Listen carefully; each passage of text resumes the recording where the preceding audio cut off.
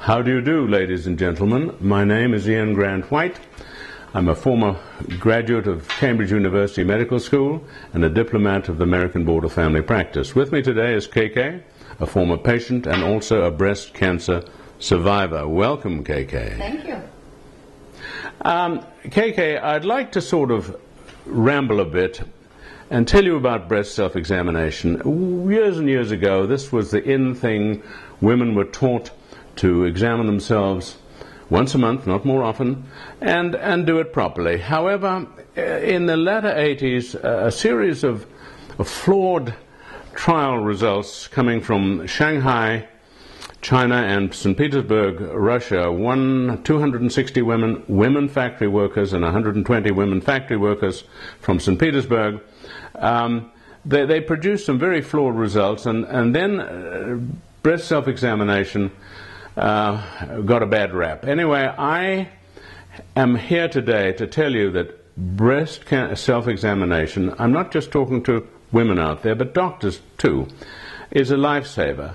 The vast majority of women in North America, Europe and Asia do not examine themselves. They don't do breast self-examinations, and those that do not do it correctly. The other point about it is that the doctors today, particularly with a 10-minute office visit, many women realize that their clinical breast examination is really far from adequate, and hence breast cancers can be missed. Now, I think, having said all that, I'm a great believer, and I've taught extensively how to do breast self-examination. I call it breast braille, because what you're doing is using the pads, these incredible sensors of the middle three fingers, to find occult lumps. Now, finding lumps is not easy, promise me. Even the most excellent doctor can miss lumps large and small, but you're going to miss more lumps and jeopardize women's lives by missing them. This is what was said in the latter part of the 5th century BC by Socrates. First doctor, do no harm. And this remains as true today as it was then. So listen, I want to show you, KK, how you should really be examining yourself. This is basically the palpation element of the breast self-examination. Of course, the woman will stand in front of a mirror, not a fogged up mirror in a bathroom, but a clean mirror, and she's got to look at both breasts. Is there any asymmetry? Is there an inverted nipple? Is there a thing called peau d'orange, which is an orange peel-like puckering of the skin? Are there discharges? And then the woman must lie down. Why must she lie down? Because when she lies down, the breast tissue is spread more evenly over the chest wall, and palpation becomes easier. Now, the palpation is recommended by the American Cancer Society, and many people don't seem to appreciate this incredible way of discovering lumps. First of all, the correct way of doing breast self-examination is with your fingers, 3 middle fingers, flat.